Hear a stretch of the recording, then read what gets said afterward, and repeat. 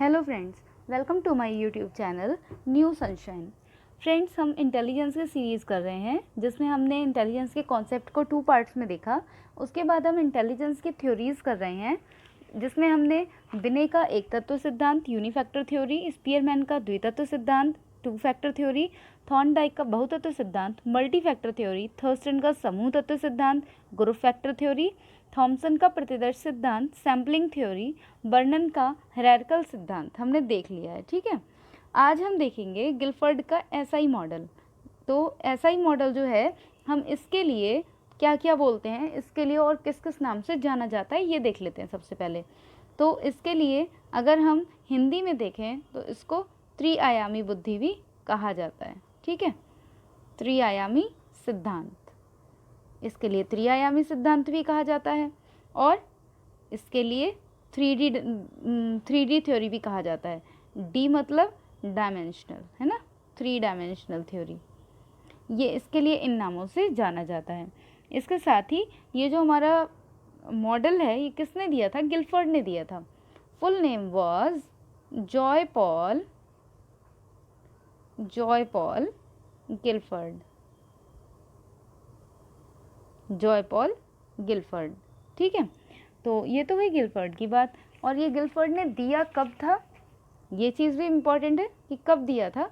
तो हमारा ये जो था, इसे 1950 में Joy Paul Gilford, JP Gilford ने दिया था। वैसे तो बुद्धि के बहुत से मतलब सिद्धांत दिए गए, लेकिन ये इनका एक अपना अलग ही सिद्धांत था। ठीक है, इन्होंने स्पीयरमैन के जो द्वितत्व सिद्धांत था, स्पीयरमैन का जी फैक्टर और एस फैक्टर वाला, उसको इन्होंने क्रिटिसाइज़ किया। और जो थॉमसन का जो हमारा थर्स्टन का जो समूह तत्व सिद्धांत था, ग्रुप फैक्टर थ्योरी थी, इन्होंने उसका इन्होंने सपोर्ट किया, फेवर किया उसको, लेकिन इन्होंने उसको थोड़ा सा और इम्प्रूव करके बताने की कोशिश की थी। तो हम देखते हैं, गिलफर्ड के अनुसार बुद्धि कुछ प्राथमिक बौद्धिक योग्यताओं यानी कि प्राइमरी इंटेलेक्चुअल एबिलिटीज़ का स्ट्रक्चर होती है। हमारी जो बुद्धि है वो प्राइमरी इंटेलेक्चुअल जो हमारे एबिलिटीज़ होती हैं उनका एक स्ट्रक्चर होती है। प्रत्येक कार्य को सही ढंग से करने के लिए किसी न किसी प्रकार की बौद्धिक योग्यता की आवश्यकता होती है। आप किसी भी काम को अच्छी तरह से कर सकें, उसके लिए किसकी ज़रूरत होती है? मेंटल एबिलिटी की ज़रूरत होती है। गिलफर्ड की मान्यता है कि प्रत्येक बौद्धिक योग्यता की माप अलग अलग ढंग से की जानी चाहिए। प्रत्येक योग्यता की माप, आपकी जो बौद्धिक योग्यता है उसकी माप अलग अलग ढंग से करनी चाहिए, ऐसा गिलफर्ड मानते हैं। गिलफर्ड ने समानताओं के आधार पर इन्हें 3 श्रेणियों में बांटा है। उन्होंने कहा है कि ये जो पूरा का पूरा ये जो आपस में इनके चलता रहता है, जो आपस में कनेक्शन जो है, ठीक है, रिलेशन जो है, वो 3 श्रेणियों में, यानी कि इन्होंने 3 क्लासेस में उसको डिवाइड किया है। देखते हैं वो क्लासेस कौन कौन सी हैं। वो क्लासेस हैं, इसको सामान्य बुद्धि सिद्धांत कहते हैं। इन्होंने 3 क्लासेस में डिवाइड किया है, प्रक्रिया, विषय वस्तु और परिणाम। एक और चीज़ मैं बताना चाहूँगी, ये जो है ये पहले दिया था गिलफर्ड ने। ठीक है, ये गिलफर्ड ने पहले दिया था। उस टाइम पर गिलफर्ड का मानना था कि ये मतलब इसमें 120 एलिमेंट्स होते हैं। हमारी जो बुद्धि है उसमें कितने एलिमेंट्स होते हैं? 120 एलिमेंट्स माने। ठीक है, उसके बाद में कहा गया कि इसमें 150 एलिमेंट्स हैं। अभी मैं आपको सब समझाती हूँ, पहले समझ लीजिए। ठीक है, एंड एट प्रेजेंट इसमें 180 एलिमेंट्स माने जाते हैं, 180 एलिमेंट्स। ठीक है, इतना आपको समझ में आ गया होगा। अभी आगे आप देखिए, जैसे कि पहले 120 माने जाते थे। ठीक है, हम यहाँ लिख लेते हैं 120 एलिमेंट्स पहले माने जाते थे। कैसे माने जाते थे ये देख लीजिए, 1 2 3 4 5, 1 2 3 4, 1 2 3 4 5 एंड 6। ठीक है, तो 5 हो गए हमारे किसमें? प्रक्रिया में कितने हैं हमारे? इसमें है ओवरऑल 5। हमने इसमें देखा कितने हो गए? 4। इसमें कितने हो गए? 6। अब हमारी जो इंटेलिजेंस निकलती थी वो कैसे निकलती थी? 5 × 4 × 6, 5 4s are 20 एंड मल्टीप्लाई 6। ठीक है, दोस्तों 20 multiply 6 is equal to 120 elements. I hope समझ में आ रहा होगा, ठीक है। ऐसे करके निकलती थी। तो उन्होंने प्रक्रिया के अंदर बताया क्या क्या, इस तरह से कहा जाता था कि इसमें 120 एलिमेंट्स हैं। अभी मैं आपको 180 वाला भी समझाऊंगी। तो इस तरह से कहा गया कि प्रक्रिया में कितने एलिमेंट्स हैं, 5, और विषय वस्तु में 4, परिणाम में 6। प्रक्रिया मीन्स ऑपरेशंस, प्रोसेस, कि किसी भी चीज़ की जो प्रोसेस है वो चलती कैसे है। और विषय वस्तु मतलब मटेरियल, कंटेंट, कंटेंट क्या होता है उसका, परिणाम मतलब प्रोडक्ट, की फाइनल प्रोडक्ट क्या आया निकल कर। चलिए देखते हैं। अब जैसे कि अगर आपने, हम विषय वस्तु से स्टार्ट करते हैं। अगर आपने कोई वस्तु देखी है, ठीक है, तो उसकी आकृति, उसका फिगर आपके माइंड में सेट हो जाता है। अगर कोई सिंबल देखा है तो वो आपका सेट हो जाएगा। लैंग्वेज देखी है तो लैंग्वेज से समझ सकते हैं। और बिहेवियर, बहुत सी चीज़ों के लिए हम बिहेवियर से भी समझते हैं, ठीक है। तो आगे देखते हैं प्रक्रिया में कॉग्निशन। कॉग्निशन क्या है, आप जिस चीज़ को जिस तरह से समझते हैं वो क्या है, कॉग्निशन।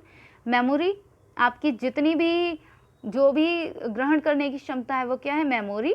उसके बाद हम देखते हैं divergent thinking. What is divergent thinking? तो divergent thinking is that generate several possibilities to solve a problem.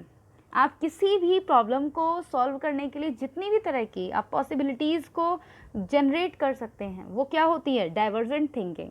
बात करते हैं कन्वर्जेंट थिंकिंग की। तो कन्वर्जेंट थिंकिंग क्या है, finding single best solution to a problem. किसी भी प्रॉब्लम का आप अगर एक बेस्ट सॉल्यूशन अगर आप फाइंड कर लेते हैं वो क्या है, कन्वर्जेंट थिंकिंग। मीन्स जो हमारी डाइवर्जेंट थिंकिंग है वो कुछ इस तरह काम करती है, यानी कि आपका दिमाग चारों तरफ फैला हुआ है, आप सोच रहे हैं मैं किस तरह से करूं, किस तरह से मैं इसको अच्छे से करूं। And convergent thinking is what, ये प्रॉब्लम कुछ भी हो, सॉल्यूशन ओनली वन, ऐसे ये हमारा काम करता है कन्वर्जेंट थिंकिंग, ठीक है। मूल्यांकन की इवैल्यूएशन, किसी भी चीज़ का इवैल्यूएशन करना, ठीक है। तो हमने दो चीज़ें समझ ली, विषय वस्तु एंड प्रक्रिया, यानी कि प्रोसेस एंड ऑपरेशन, और कंटेंट और मटेरियल। आगे देखते हैं प्रोडक्ट।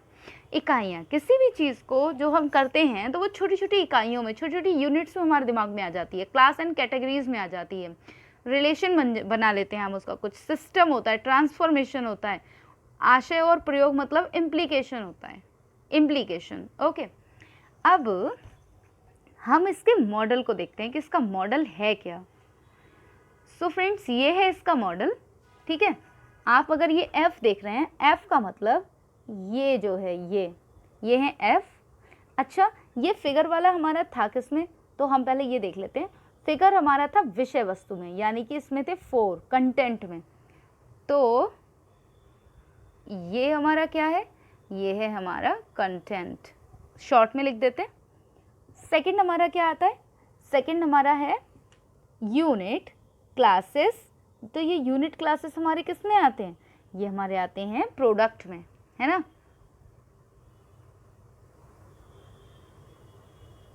थोड़ी प्रॉब्लम होती है फ़ोन से वीडियो बनाने में, बट प्लीज़ एडजस्ट। ये है हमारा कंटेंट एंड ये है हमारा प्रोडक्ट, एंड ये नीचे वाला हमारा क्या है, ये है हमारा ऑपरेशन, ओ बना है ये, ठीक है, ऑपरेशन। इतनी मेहनत से आप लोगों के लिए वीडियो बनाते हैं, लाइक शेयर एंड सब्सक्राइब तो कर ही लीजिए करिए अपने मेरे चैनल को। आगे भी वीडियोस बनाते रहेंगे। अभी थोड़ी सी प्रॉब्लम है तो फ़ोन से कुछ इस तरह से वीडियोस बन रही हैं, लेकिन आने वाले समय में कुछ बेहतर करेंगे, तो थोड़ा सा सपोर्ट आपका। हमने इस तरह से देखा कि हमारा जो पूरा का पूरा ये डायग्राम है ये इस पर डिपेंड करता है, ठीक है। अब इसमें न्यू क्या आया जिससे ये 180 का बना, हम उसको देख लेते हैं। तो हमारा जो कंटेंट है, ठीक है, कंटेंट हमारा कौन सा वाला था, ये वाला था हमारा कंटेंट, है ना। कंटेंट यही वाला था जिसमें हम क्या क्या देख रहे थे, बिहेवियर देख रहे थे और फिगर देख रहे थे, सिंबल देख रहे थे। इसमें एक चीज़ इसमें और ऐड हुई जिसका नाम था ऑडिटोरी। क्या चीज़ ऐड हुई, ऑडिटोरी, ऑडिटोरी, ठीक है, ये इसमें ऐड हुआ। अच्छा, उसके बाद अगर हम देखें तो unit, classes, relation, systems, transformation और इम्प्लीकेशन ये एज इट इज़ रहा। अगर हम देखें तो अब ये कितना हो गया, 5 हो गया, ये कितना रह गया, 6 हो गया। अब इसको देख लेते हैं, इसमें हमारे क्या क्या है, इवैल्यूएशन है और वेट हाँ, इवैल्यूएशन है, प्रोडक्शन है, मेमोरी है और कॉग्निशन है। तो प्रोडक्शन हमारे 2 टाइप का है, कन्वर्जेंट प्रोडक्शन और डाइवर्जेंट प्रोडक्शन। तो ये कितना हो गया 6, तो बना कितना, ये वाला तो हमारा था 5 मल्टीप्लाई 6 कितना हुआ 36 मल्टीप्लाई 5 इज इक्वल टू 180। तो इस तरह से इसमें 180 एलिमेंट्स बताए गए। तो आई होप आपके लिए वीडियो समझ में आ गई होगी। अगर कहीं पर अगर कोई भी कन्फ्यूजन है, कोई भी प्रॉब्लम है तो आप बता दीजिए। वैसे ये जो हमारी वीडियो है, जो हमारा ये टॉपिक है, ये हमारे सीटेट वगैरह के जो एग्ज़ाम में आता है, तो उसमें बस यही आपसे पूछा जाएगा कि फाइनल में प्रेजेंट टाइम में कितने इसके एलिमेंट्स बताए जाते हैं गिलफर्ड के। तो आपका जो आंसर है, आप उसमें 180 एलिमेंट्स लगाएंगे, 180 तत्व, 180 तत्व, आप 180 एलिमेंट लगाएंगे, ठीक है। दिया किसने था, तो ये जेपी गिलफर्ड ने दिया था। इसको और किस किस नाम से जाना जाता है, तो और इसको किस नाम से जाना जाता है मैंने आपको बता दिया है। इसके लिए एक तो त्रिआयामी बुद्धि कहा जाता है, ठीक है, जिसको भी लिखना हो लिख सकता है। त्रिआयामी सिद्धांत कहा जाता है और 3 डायमेंशनल,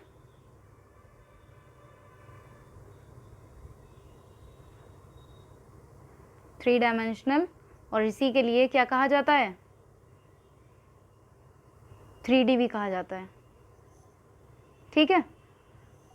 तो इतना था इसका याद समझने का। चलिए इस वीडियो को यहीं पर फिनिश करते हैं। Thank you.